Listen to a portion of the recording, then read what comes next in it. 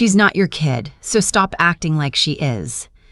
My brother said that to me in the parking lot of our parents' house, 3 weeks after he left his 6-year-old daughter asleep on my couch and disappeared.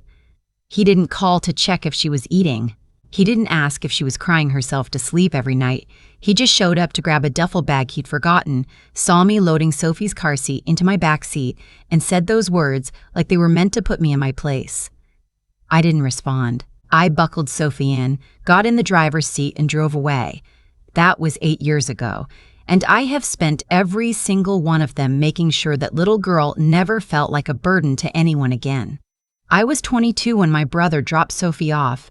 I was living in a 1-bedroom apartment in Columbus, working as a bookkeeper for a small construction firm and trying to keep my head above water on an entry-level salary. I had student loans, a second-hand couch, and exactly enough room for one person who knew how to fold herself small. I was not ready for a child, but Sophie was already there, already real, already asleep on that couch with her shoes still on and a stuffed rabbit tucked under her chin. You don't send a sleeping 6-year-old back into the rain because you're not ready. My brother had never been the responsible kind. Even growing up, he had a way of starting things he didn't finish, leaving messes for other people to deal with, and somehow always finding someone to absorb the damage. He met Sophie's mother at 24, had Sophie at 25, and by the time Sophie was 4, the marriage had crumbled into something ugly and quiet. Sophie's mother passed away from an undetected heart condition 8 months before he brought Sophie to me. I think that was what broke him. Or maybe it just revealed what had always been broken underneath. Either way, when the weight of raising a grieving 5-year-old became too heavy, my brother made a choice. He handed that weight to me and walked out the door. He left a single note on the kitchen table. "I need some time to get right. She'll be better with you." No contact number, no timeline, no acknowledgement that I was 22 years old with no nursery, no savings, and no clue how to explain to a first grader why her daddy wasn't coming back. I called my parents that same night. My mother answered, listened to me for about 90 seconds, and then said something I've replayed so many times it's worn grooves in my memory. "He's going through something, sweetheart. You're stronger than he is right now. Just figure it out." My father didn't argue with her. He never did. Just figure it out. As if Sophie were a leaking faucet and not a small human being who woke up every morning looking toward the door. So I figured it out.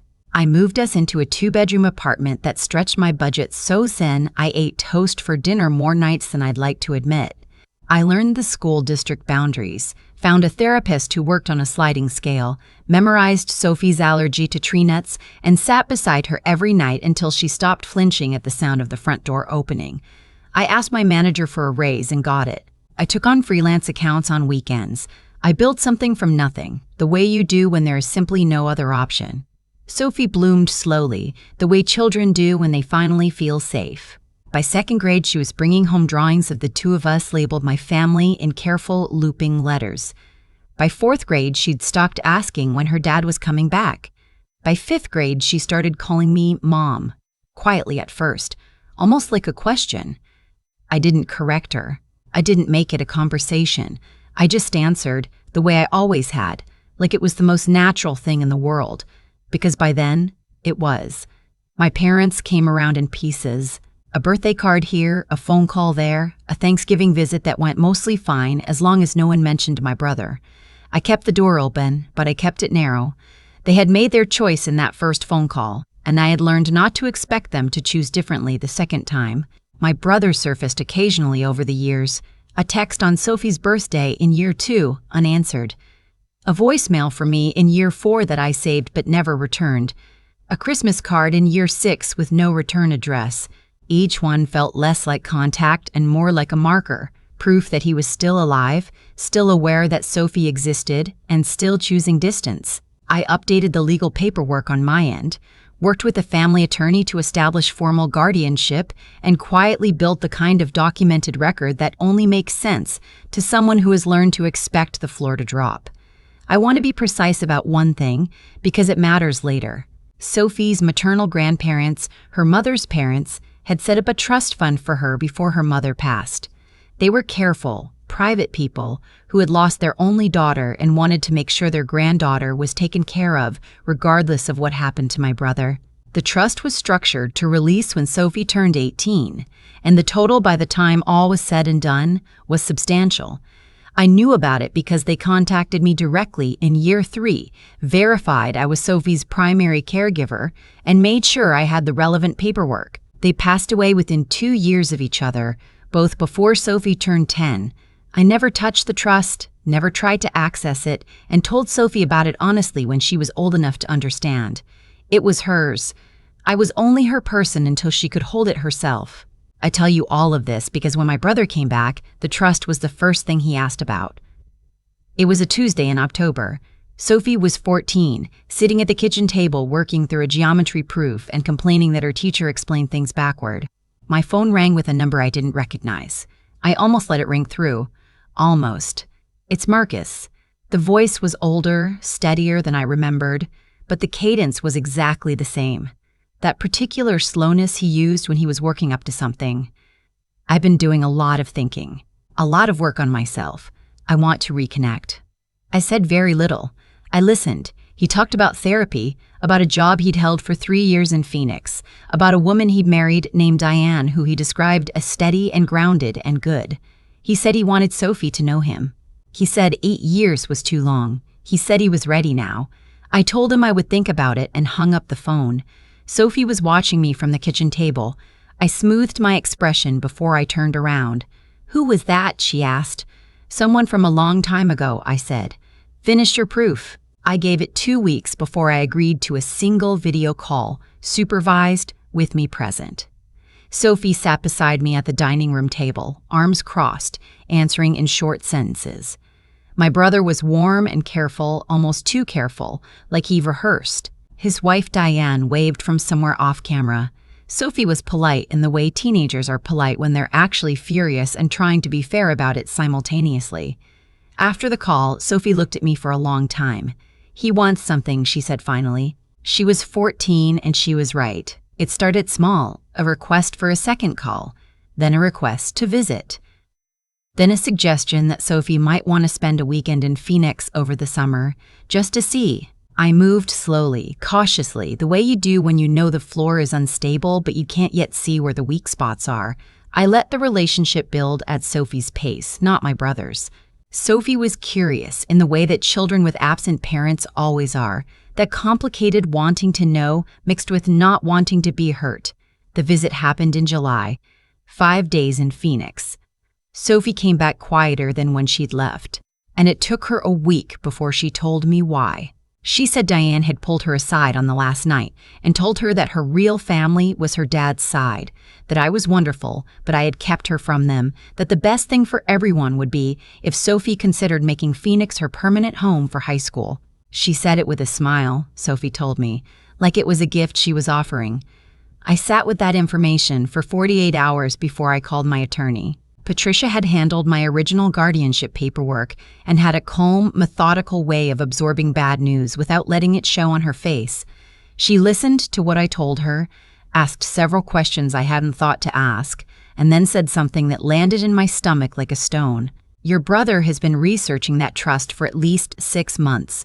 I have a colleague who was contacted for consultation about trust fund access rights for a minor's non-custodial parent. The scenario described was yours." I stared at her across the desk. "He doesn't have custody. He's about to try to change that," she said. "Prepare yourself." The petition arrived 11 days later. Formal, stamped, cold. My brother and his wife Diane were seeking primary custody of Sophie on the grounds that I had systematically limited Sophie's access to her biological family, that my financial situation was inadequate for a teenager's growing needs, and that a 2-parent household could better prepare Sophie for adulthood. My parents had signed supporting affidavits. My parents, who had not sent Sophie a birthday gift in 3 of the last 8 years, were suddenly claiming in sworn statements that I had obstructed their relationship with their granddaughter.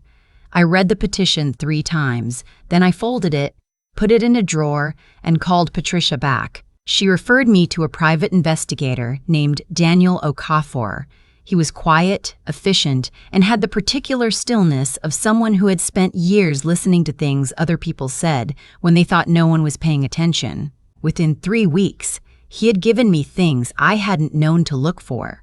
My brother had hired a financial consultant in January, 7 months before he first called me, to assess the structure and projected value of Sophie's trust. He and Diane had researched custody law in Ohio specifically, not Arizona, which told Patricia they'd always intended to file here. There were emails between my brother and my parents going back 4 years, not 8 months, 4 years, in which they discussed Sophie's trust regularly, referred to it as the asset, and debated the best timing to pursue custody. My parents had told my brother about the trust. They'd known about it because I had told them in year 3 when Sophie's maternal grandparents first contacted me. I had trusted them with that information, and they had handed it directly to the person I was protecting Sophie from. I didn't cry. I thought I might, sitting at my kitchen table at 11 o'clock at night with those printed emails in front of me, but what I actually felt was something colder and more useful, a kind of clarity that comes when the last thing you were hoping wasn't true turns out to be exactly as bad as you feared. The hoping was over. Now there was only the work. I told Sophie the night before the court date.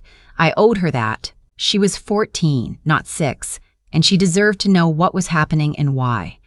I sat with her on her bed and explained it plainly, the trust, the emails, what I believed her father wanted and why. She listened without interrupting, which she always did when something was serious.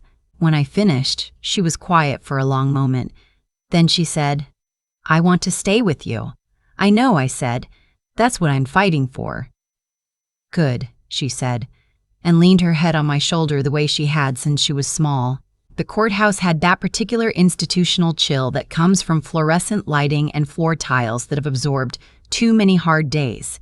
I sat beside Patricia, the sealed folder between us on the table, and kept my eyes straight ahead. Sophie was at school. I had made sure of that, made sure she was surrounded by her teachers and her friends and the normal rhythm of a Tuesday, not sitting in a waiting room somewhere imagining what was being decided about her life. My brother and Diane came in together. He was wearing a blazer I'd never seen, something new and deliberate. Diane had her hair pinned back and wore an expression of practiced calm. My parents followed behind them and took seats on the left side of the room without looking at me.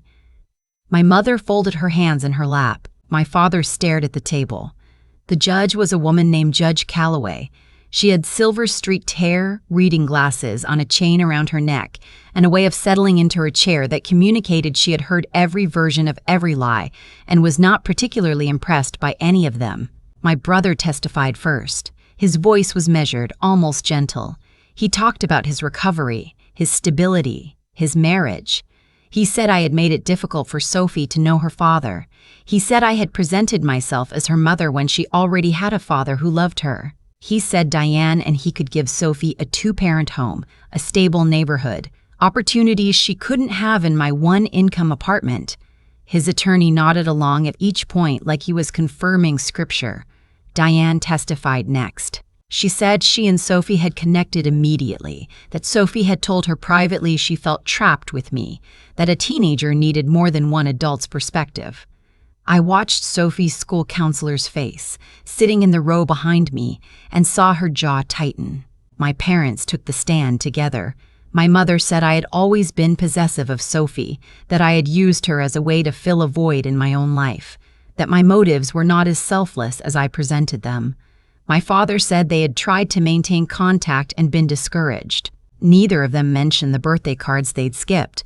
Neither of them mentioned the 4 years of emails about the asset.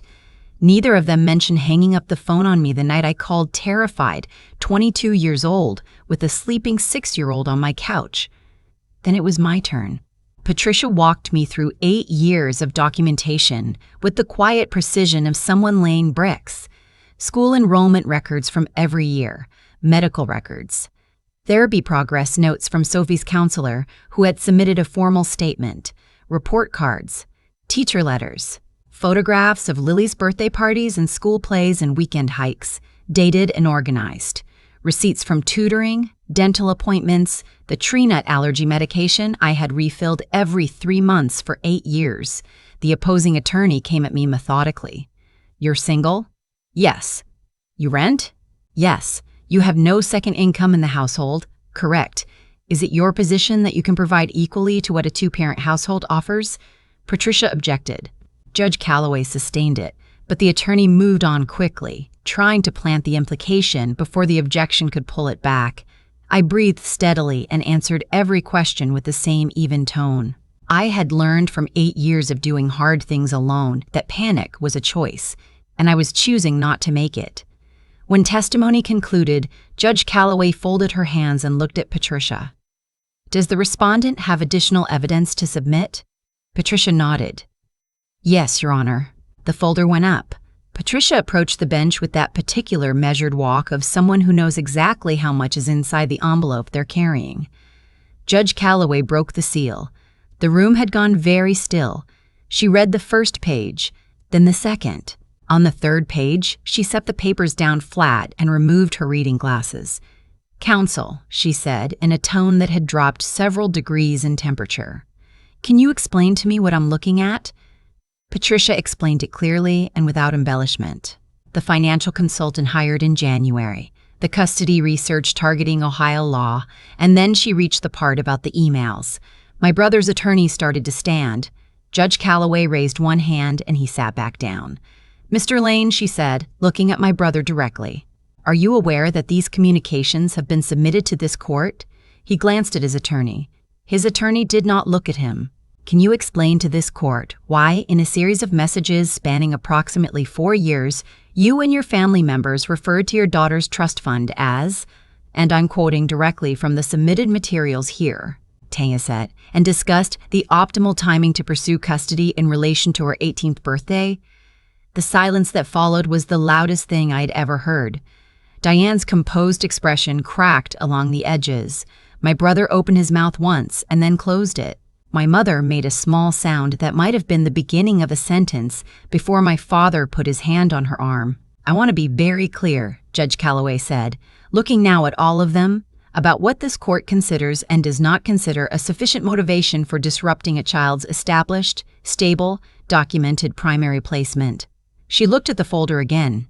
The evidence presented suggests that this petition was filed not out of concern for the child's well-being, but in anticipation of financial interest tied to the child's trust fund. That is not a basis for custody reassignment. That is exploitation. She turned to my parents' side of the room. Additionally, I'm directing counsel to note that sworn statements submitted in this case are contradicted by documentary evidence of ongoing communication and coordination. Perjury is a serious matter. The court will be notifying the appropriate parties for review. My mother's hands, still folded in her lap, had gone white at the knuckles. Judge Calloway removed her glasses entirely and looked at me. Ms. Lane, please stand. My legs were less steady than I wanted them to be. But I stood. This court has reviewed 8 years of consistent, documented primary caregiving. Sophie's school counselor, her therapist, and 3 of her teachers have submitted statements unanimously characterizing her home environment as stable, nurturing, and central to her development. Sophie herself, through her therapist, has communicated clearly that she considers you her primary parent and that disruption of displacement would be deeply harmful to her. I was holding my breath without realizing it. Guardianship remains solely with you, she said. The petition for custody transfer is denied. The sound that came out of me was quiet and involuntary, a single exhaled breath that had been held for about 11 months. Furthermore, Judge Calloway continued, given the documented intent behind this petition, this court is issuing a formal finding that contact between the petitioners and the minor child shall be subject to Sophie's own consent, given her age and her established capacity to express her wishes. She is 14. She will decide for herself. My brother stood up slowly. His attorney touched his arm and he stopped. He didn't say anything. He just looked at me across the room with an expression I couldn't fully read, something between anger and something older and quieter underneath it. I didn't look away. I held his gaze for a long moment, and then I turned to gather my things. Diane caught up with me in the hallway. She touched my arm and I stopped, though I didn't turn all the way around. I really did like her, Diane said. Her voice had lost its courtroom polish. Sophie, I wasn't just... She stopped, started again. I didn't know it was going to go like this. I looked at her fully then. You pulled a 14-year-old aside on the last night of her visit and told her I had been keeping her from her real family. You called it her real family. I kept my voice level. You knew exactly what you were doing. She didn't answer that. I didn't expect her to. I walked out through the tall courthouse doors and into October sunlight, pale and cool and real. My phone was already buzzing. Patricia, Sophie's school counselor. A text from my coworker asking how it went. I stood on the steps for a moment and just let the air hit my face. Then I got in my car and drove to Sophie's school. She was waiting for me by the front entrance, backpack over one shoulder, trying to look casual in the way teenagers try to look casual when they are extremely not casual. She read my face before I said a single word, the way she always could, and her whole body exhaled. "We're okay," I said. She walked over and hugged me in that fierce, slightly awkward teenage way, taller than she'd been even a few months ago, her chin nearly at my shoulder now. "I knew you had it," she said into my jacket. "You knew," I agreed. We drove home with the radio on, not talking much, the way you don't need to talk when something has been settled, and the quiet feels like rest instead of waiting. Sophie had volleyball practice in 2 hours. She had a geometry test on Thursday. She needed a new pair of practice shoes and had been putting off asking me because she knew I'd been stressed about money. She told me all of this in the car, rapid and ordinary and exactly herself.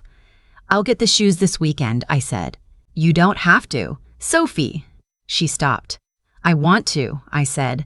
That's the whole point. The weeks after the ruling settled into something I can only describe as quiet in a new key, not the quiet of holding your breath, which I had been doing for so long I'd stopped noticing it, but the quiet of a door that has been closed and locked in a simply, finally, a wall.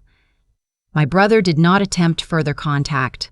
I don't know exactly what he told himself about what had happened, whether he found a way to reframe it into something more comfortable, or whether he simply moved on to the next thing the way he always had. I didn't spend much time wondering. I had used up my wondering on him years before. My parents asked, through a brief email, whether they could maintain some form of contact with Sophie. I forwarded it to Patricia, who helped me draft a response that was careful and clear. Contact would be Sophie's choice. If Sophie, at 14, wanted to have a relationship with her grandparents, I would not stand in the way of that. If she didn't, I would not pressure her toward it. The choice, genuinely, was hers. Sophie thought about it for 2 weeks. Then she said she'd be willing to try one lunch. I sat across the restaurant from my parents for 90 minutes, while Sophie asked them questions I had never thought to ask. Direct and a little unnerving in the way that teenagers can be when they've decided to find something out. My mother was uncomfortable. My father was comfortable. My father was quieter than usual. Sophie was not cruel. She was just honest in a way that made pretending impossible, and I think that was harder for them than anything I could have said. Afterward, Sophie was quiet in the car for a while. Then she said, "I don't think I want to do that again for a while." "Okay," I said. "Is that bad?" "No," I said. "That's you, knowing what you need."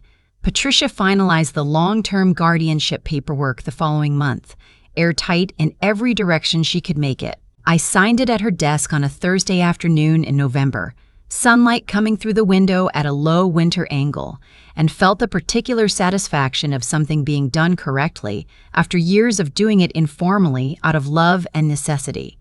Sophie's 18th birthday is in 4 years. The trust will be hers then, fully and cleanly. We've talked about it in the practical way we talk about most things now. College options, what she wants, what matters to her. She wants to study environmental science. She wants to live somewhere with mountains. She wants a dog eventually, something medium-sized and patient-tempered. She has a list. One evening in December, we were sitting on the living room floor with takeout containers between us, watching something neither of us was fully paying attention to, and Sophie leaned over and put her head on my shoulder, the way she had since she was small enough to fit under my arm entirely. "Hey," she said. "Hey, thank you for not giving up." I let that sit for a moment before I answered. "You made it easy," I said finally. "You were always worth it." She made a dismissive sound the way teenagers do when something touches them and they don't want to show it, and turned back to the television. But she didn't move her head from my shoulder. Some families come with paperwork attached at birth. Others have to be built. Filing cabinet by filing cabinet, school form by school form, late night by late night, until the thing you've made is so solid and real that no one standing in a courtroom with a rehearsed statement and a financial motive can shake a single brick of it. We are the second kind, and after everything that was thrown at us, we are still here, still standing, still choosing each other every day. If this story hit close to home, leave a comment below. And if you've ever had to fight your own family to protect someone you love, I want you to know that you're not alone. And the truth, when you've been building it for years, is one of the strongest things you can carry into any room.